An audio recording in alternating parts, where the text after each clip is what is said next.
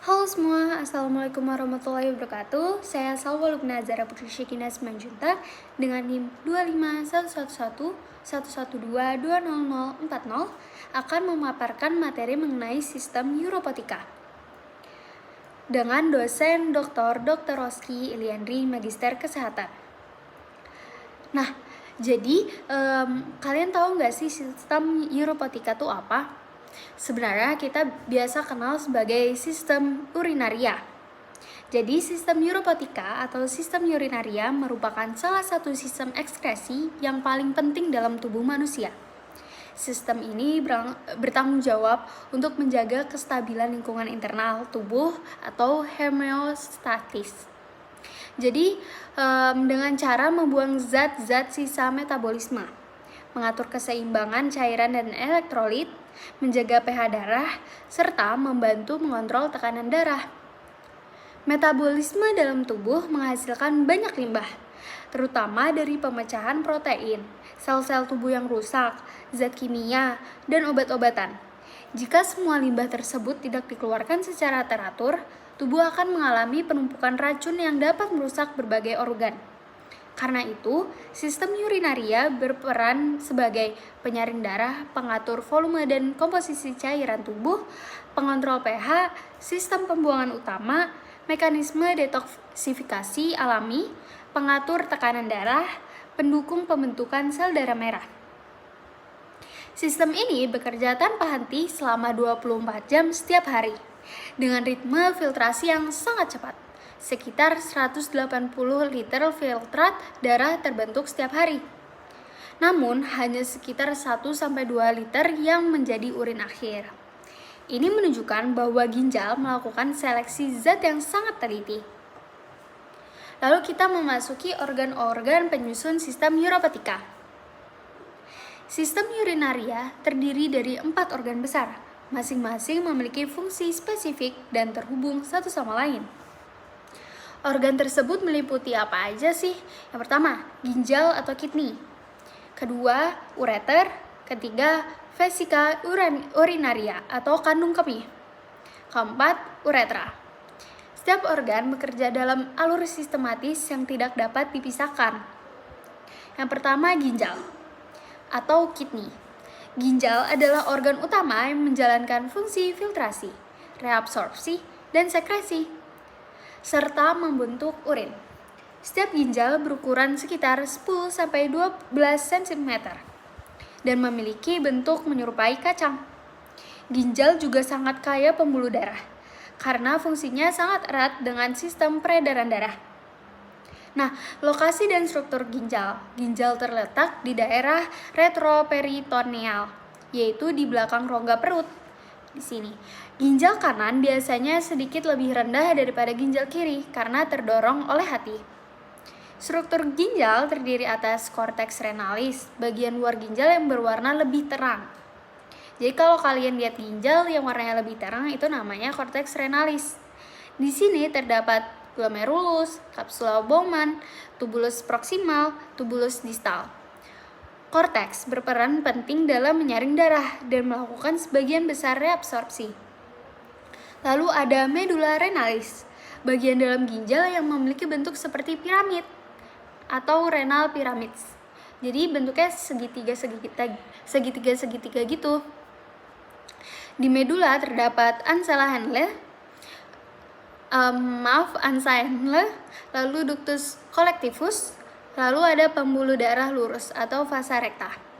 Medula sangat penting dalam mengatur konsentrasi urin, terutama saat tubuh mengalami dehidrasi.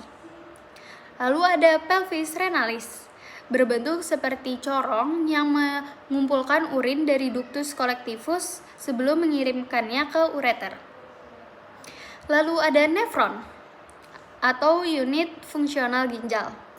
Nefron adalah struktur mikroskopis tempat terjadinya proses pembentukan urin. Jumlahnya sekitar 1 juta per ginjal. Nefron bersifat tidak dapat diperbarui ketika rusak. Ginjal kehilangan sebagian kapasitasnya.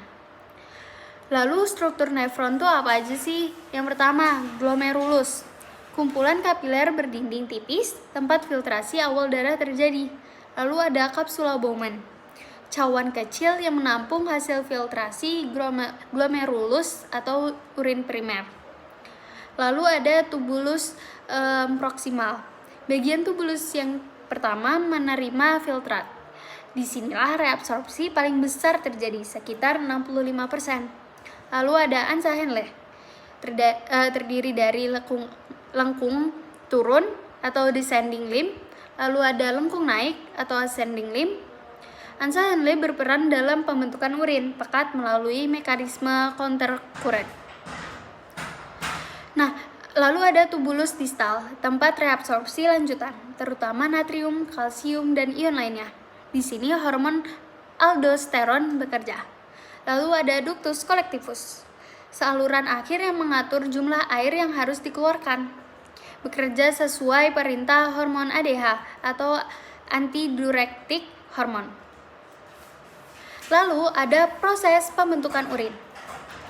Pembentukan urin terjadi dalam 3 tahap besar. Yang pertama, ada filtrasi glomerulus.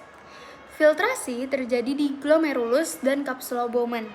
Darah yang masuk memiliki tekanan tinggi sehingga air dan zat kecil dipaksa keluar dari kapiler. Nah, ada zat-zat yang boleh keluar dan tidak boleh keluar. Yang boleh keluar itu air, ion, glukosa, asam amino, urea. Lalu ada yang tidak boleh keluar, seperti protein, sel darah merah, sel darah putih, dan trombosit. Jika protein ditemukan dalam urin, berarti ada kerusakan pada ginjal atau proteinuria sebutannya. Lalu ada reabsorpsi tubulus. Reabsorpsi adalah proses penyelamatan zat-zat penting yang tidak boleh hilang. Terjadi terutama di tubulus proksimal, lengkung Henle, tubulus distal, ductus collectivus. Zat-zat yang direabsorpsi itu ada air, glukosa, normalnya itu 100% diserap kembali, lalu ada natrium, kalium, kalsium, lalu ada asam amino. Reabsorpsi bersifat selektif, artinya tubuh memilih apa yang masih berguna. Lalu ada sekresi. Sekresi adalah proses tambahan ketika tubuh membuang zat langsung dari darah ke tubulus. Zat yang diekskresikan itu ion hidrogen untuk mengatur pH, amonia, obat-obatan tertentu, sisa metabolisme lain. Hasil akhir dari seluruh proses ini adalah urin sesungguhnya.